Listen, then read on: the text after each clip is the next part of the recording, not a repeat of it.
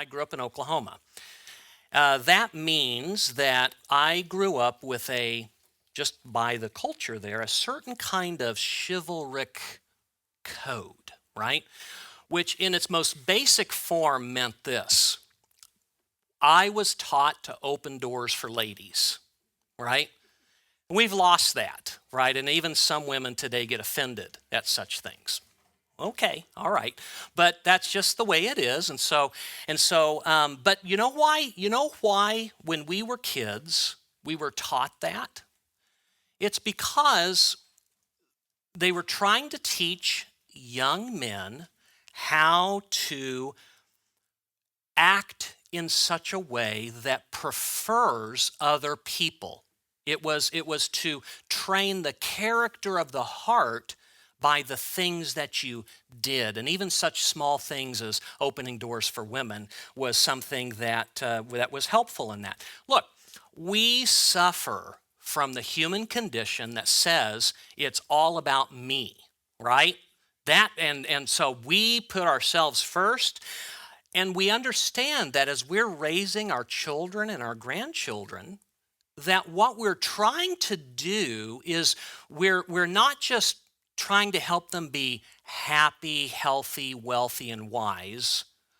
We're also trying to shape their character so that it's not all about me, but it's instead we're training them to treat others first before they treat themselves. We do that with our kids, but I think some adults today need to learn this as well, that it's you before me, that I'm trying to treat you right. This is something that Jesus tried to teach his disciples. So we're going through the Gospel of Mark, and we're at the point now where Jesus and his disciples are coming up very quickly on that last days before Jesus is crucified. And so these are crucial times. And they've not yet quite arrived at Jerusalem, but the text that we're going to be looking at today out of Mark chapter 10 tells us that he and his disciples are going up to Jerusalem. And that is not only a literal way of saying what they're doing, because almost everywhere to get to Jerusalem, you had to actually walk uphill. But it was also back in the day, it was a very fun and enlightening thing for Jews who are on holiday, meaning religious pilgrimage, to go up to Jerusalem meant that their spirits were soaring and they were singing the Psalms of Ascent. Those are the Psalms from Numbers 120 to number 133. And these are joyous psalms because they're worshiping God. And that's what the disciples was building in their heart as they were going up to Jerusalem.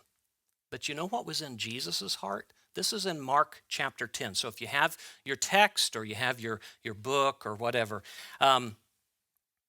he tells his disciples that we are going up to Jerusalem and the Son of Man will be betrayed to the chief priests and teachers of the law.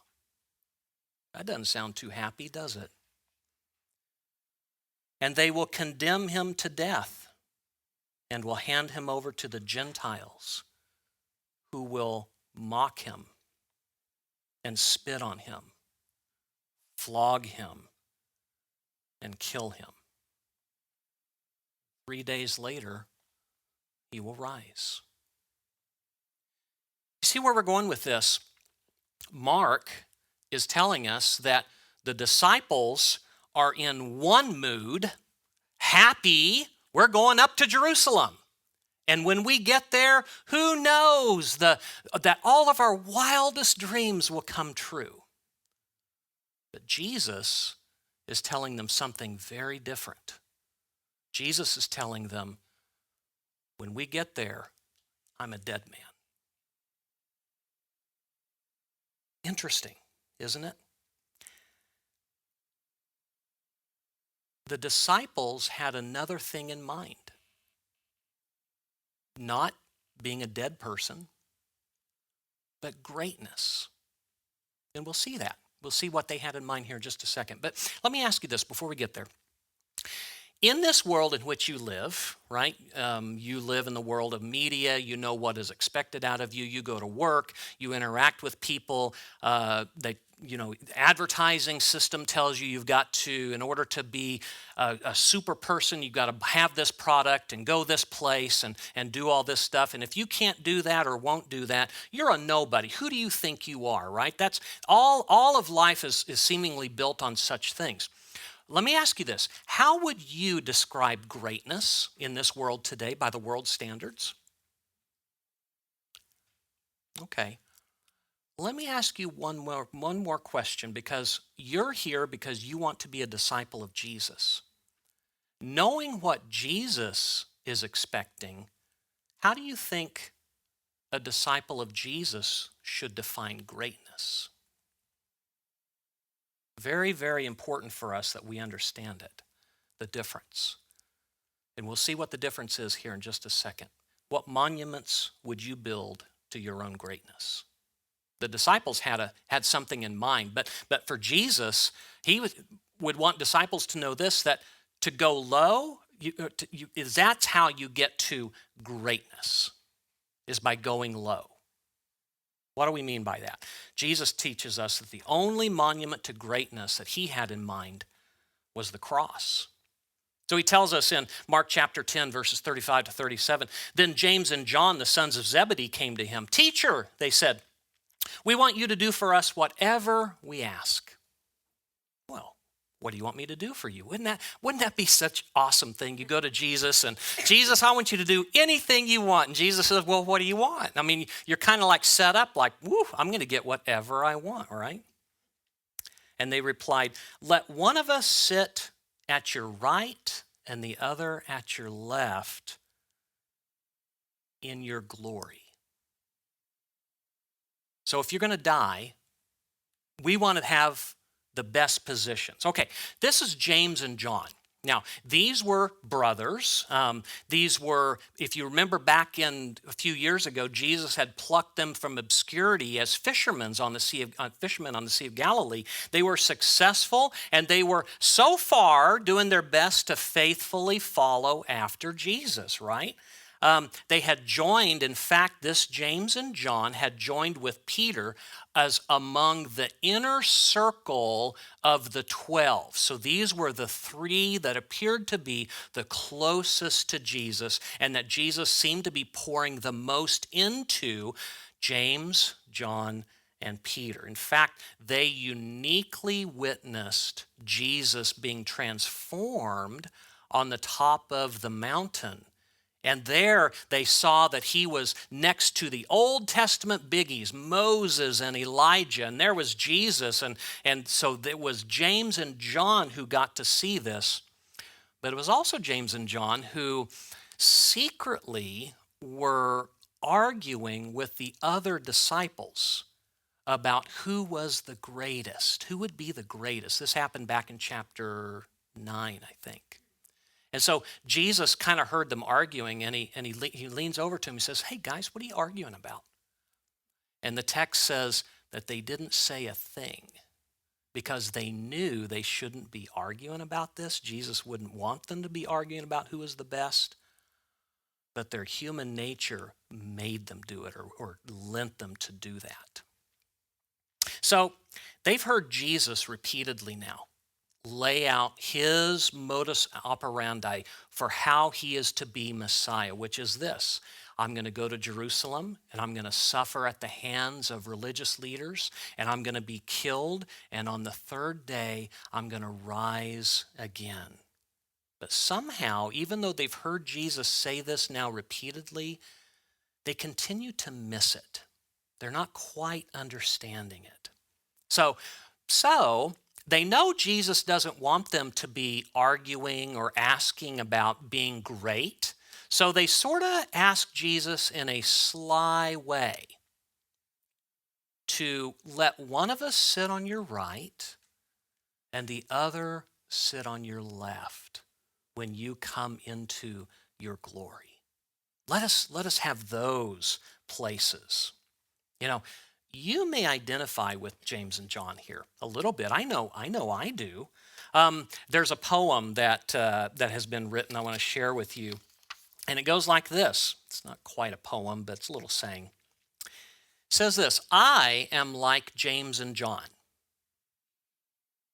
Lord, I size up other people in terms of what they can do for me, how they can further my program, feed my ego, satisfy my needs, give me strategic advantage.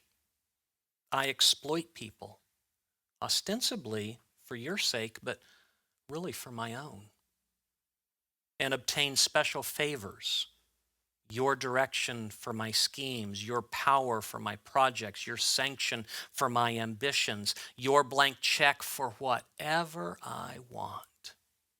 I am like James and John. You ever feel like that? Sometimes I have. It's been a struggle for me, and I think it is a little bit a struggle for most of us in that we have certain expectations of Jesus that we want him to fulfill. And if he doesn't fulfill these expectations, then we kind of get upset, and we may give up on Jesus, or we may give up on the church. I mean, this isn't working according to the plan I think it ought to be in my life. I mean, what's this doing for me, right? Quid pro quo. Jesus, I'll do what you want, but you scratch my back a little bit. Come on, right? Pastors, one of the things that is a killer for pastors is this whole thing of character wrapped up in ambition. And I know that in my younger days as a pastor, has been a killer for me, that I've had to overcome, is thinking that I'm somebody when I'm nobody, right? Wanting to be someone, wanting to have influence, wanting to, have it all, but really not pay the price to get there. Now, I could tell you many stories about myself, but why do that when I can tell you the story of someone else, right? And tell you their sins. So let's do that. So I just read this today in World Magazine online. It's a story of Stephen Thomas. You don't know Stephen Thomas, and neither do I, but he's been a pastor of a church, the same church, Huron Baptist Church up in Michigan, for 37 years. So he looks back on his time there, and he sees, according to the article, his own ambition as a persistent challenge to his ministry. But fully recognizing the problem took years. So he felt called into the ministry at the age of 14.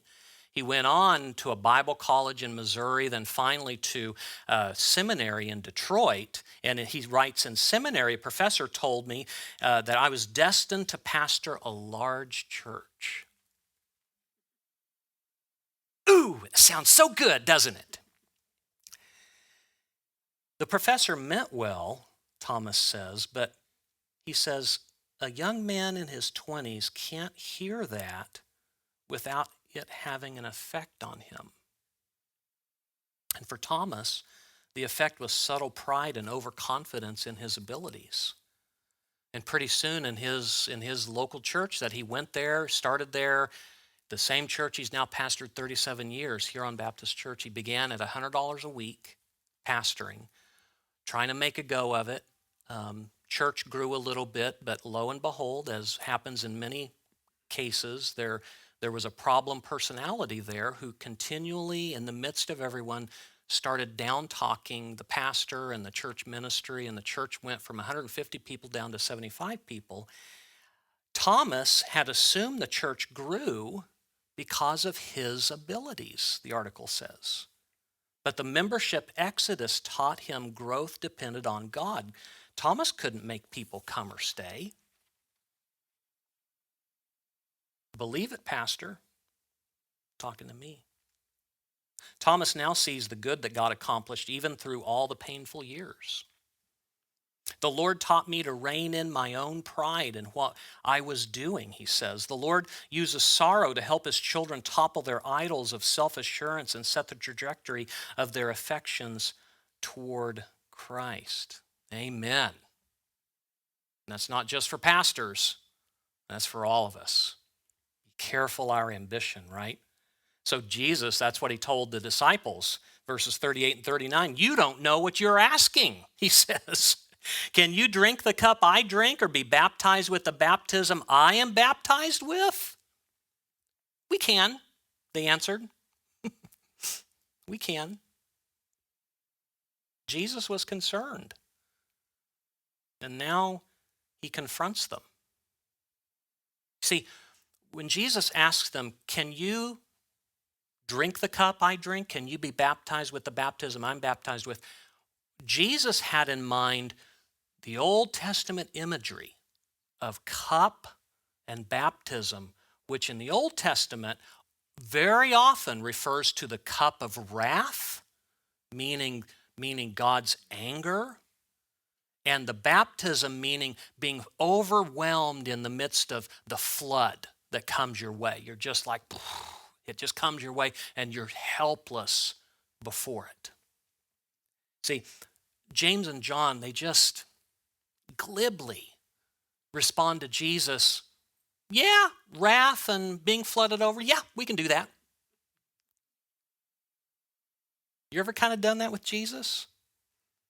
Perhaps you too have this kind of, yeah, I can kind of attitude with Jesus where Jesus says you need to pick up your cross and you go, okay. Really? It's that easy, is it? Not been for me. Because so often I want to embrace an easy sacrifice. Okay, so you want me to throw a few bucks into the offering plate? You want me to, give a couple of bucks out the window to a homeless person? Okay, I can sacrifice that way. Is that what you're looking for, really? Is that all it is?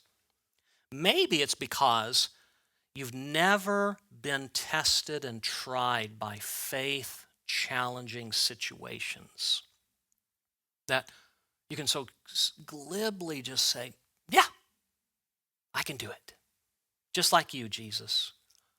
Let me tell you, it's hard to do that, to stand up for Jesus amidst a culture that is quickly de-embracing and doing this to things of faith, right? It's easy to go a different direction if you want to get along with culture, but to go with Jesus, wow, that's really very, very difficult. When family or friends start to kind of look at you like you're a nutcase because you love Jesus, tough stuff. This past summer, we looked through the book together, The Insanity of God, which talked about how Christians in difficult circumstances around the world were dealing with how to live for Jesus even though their worlds didn't like it. And one of the places that we looked at in that book was China, where in some years, and now repression is growing again against Christians, the Chinese church didn't allow people, in many cases, to be leaders in the church, high up leaders in the church, until they had spent their requisite 3 years in prison.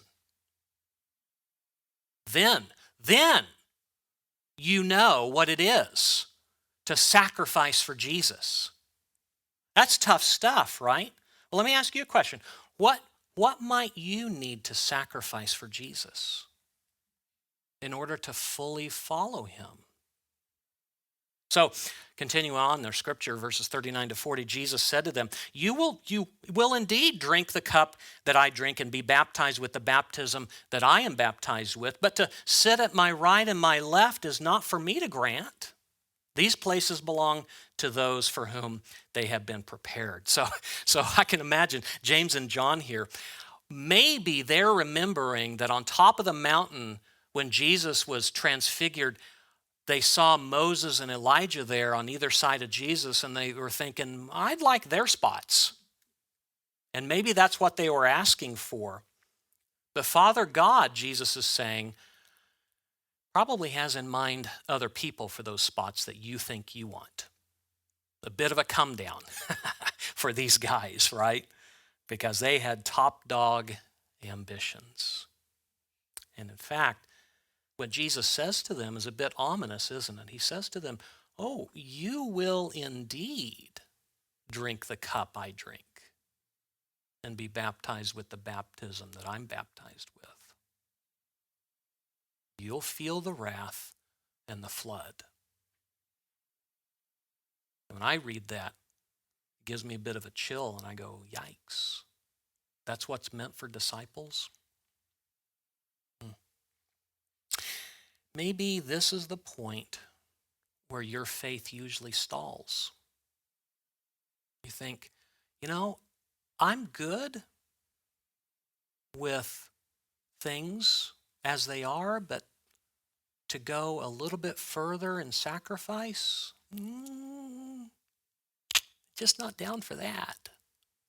Thank you very much. You can make it easier for me. Plug and play, I'm there. If I sometimes write a script for my life. You ever do that? You have a plan for your life. When I was younger, I did that a lot. And I had a plan for the way things were going to go. And of course, in my plan, my burdens were very easy and light and never really had any trouble come my way.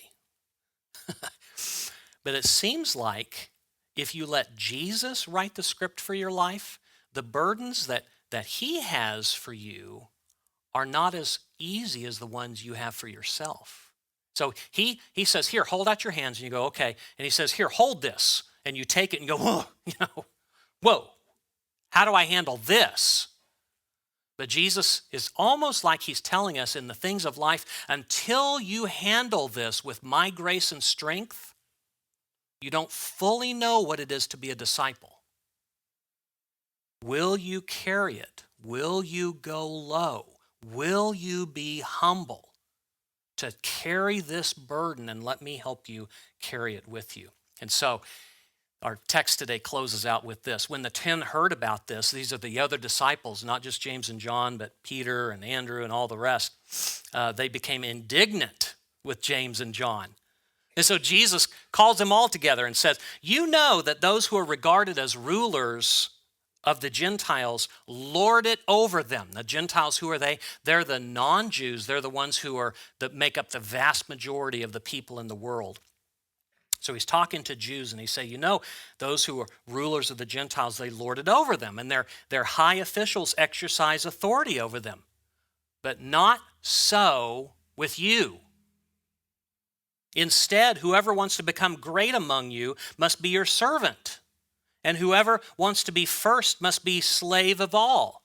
For even the Son of Man did not come to be served, but to serve. Jesus calls himself the Son of Man. Even the Son of Man, even me, I didn't come to be served, but to serve and to give his life as a ransom for many.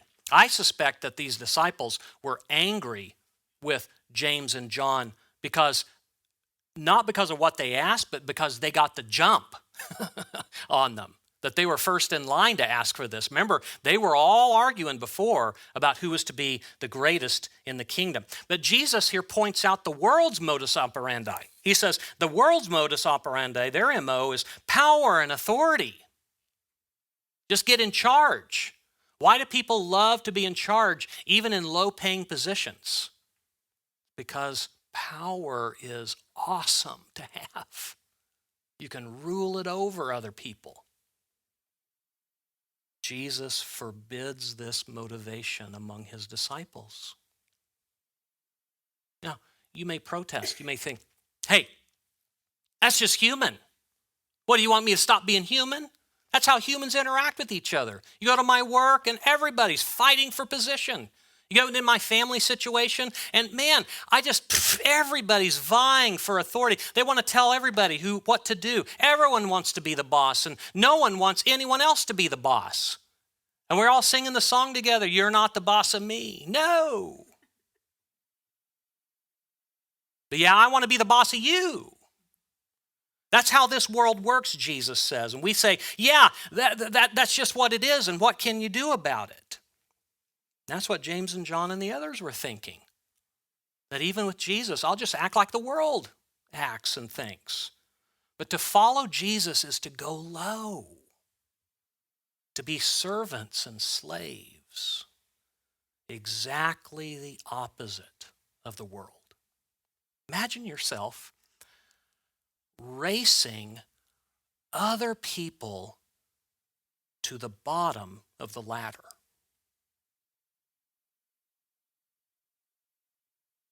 That just blows our minds, doesn't it? See, Jesus' central motivation was hard service and deadly sacrifice for the sake of others. That's what motivated him. Now, I've been on a cruise one time, and I got to tell you, it was awesome. Everything provided for you except for about 1,000,000 little things that you can pay a little extra for. But besides that, everything is provided for you. I mean, wake up in the morning and go out to a gazillion different places to have breakfast, walk back to your room, and it's all made up with a little towel animal on your pillow and a little mint on your, people are falling over themselves to wait on you and help you, right? It's kind of awesome. But you can't live like that all the time or you'd be utterly spoiled. So only for a few days, right? Waited on hand and foot. It'd be lovely to live like that, wouldn't it? Just to let yourself go for a week and allow that to happen, or 2 weeks or 10 days or forever. I think about that as I was with one of my brothers in the faith named Mike the other day, and he was telling me about a friend of his who goes to New Orleans this time of year because this is the time of year that is the post-Mardi Gras time. Now, you know what Mardi Gras is there, right? It's a big party, happens in that week right before Ash Wednesday. So idea being that you kind of let yourself go in a party mode before you rein it all back in, right?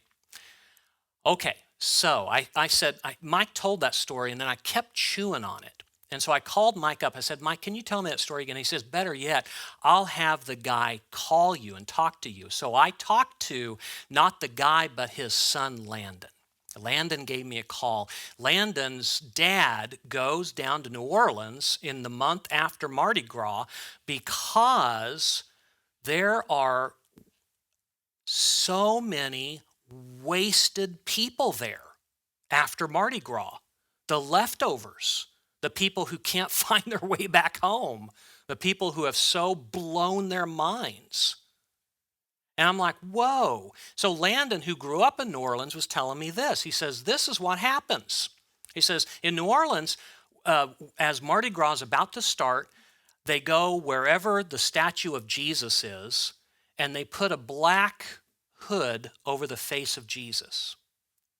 Then they give the keys to the city to the make-believe god Bacchus. And Bacchus is the ancient god of wine and revelry. And they say to Jesus, don't look at what we're doing. And they give Bacchus the keys and they say, let her go. And that is the zeitgeist, the spirit in which Mardi Gras happens. And imagine if you've let yourself go for a full week. Who's going to help you pick up the pieces? And that's what Landon's dad does. Goes in and serves people who are on the verge of having really destroyed themselves. Going there and serving partygoers. So this guy could go on a cruise and be served, or he could go down to New Orleans and serve with nobody telling him thank you. What should a disciple do? I'm not saying don't go on a cruise. And I'm not saying necessarily go to New Orleans, but maybe.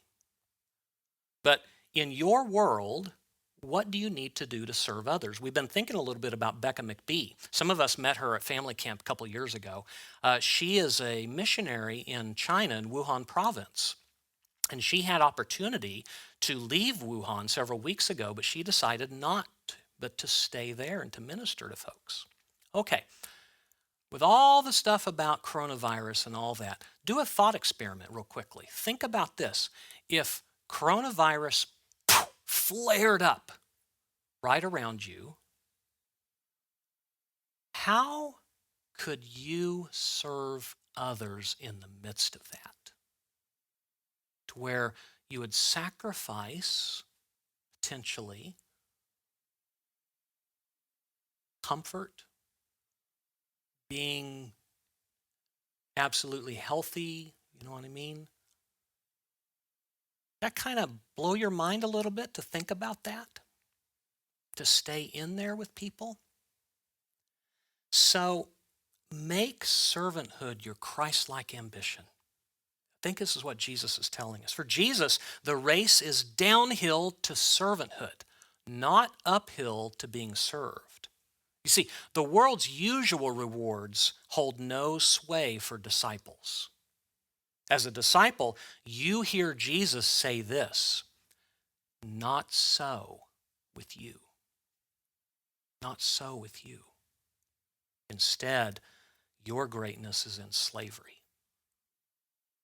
But your reward is to live like and please Jesus, right? To be used of him. You've heard of the Salvation Army? The founder of the Salvation Army was a man named William Booth in England back in the 1800s. And William Booth, as he started to serve the down and out folks of England, others started to come along with him because what he was doing was so radical and in many ways revolutionary in that stratified English society back in Victorian England. And so he had people come to him. And one of these people was a pastor in America who had pastored a significant church in America, but in the 1800s felt the call of God to go and be part of what William Booth was doing with the Salvation Army in England. And he got there, and William Booth looked at him and started to shake his head. Heard his story. He was the pastor of this big congregation and all that. And you know what William Booth told him? Looked at him and kind of looked through him a little bit, and he says, you know what? You've been your own boss too long.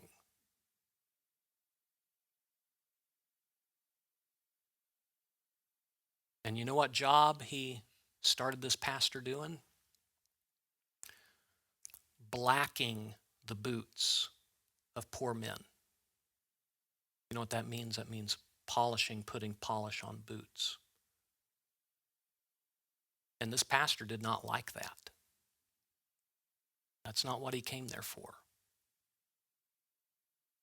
But at the end of the day, that's what he realized he needed. And William Booth saw that as well.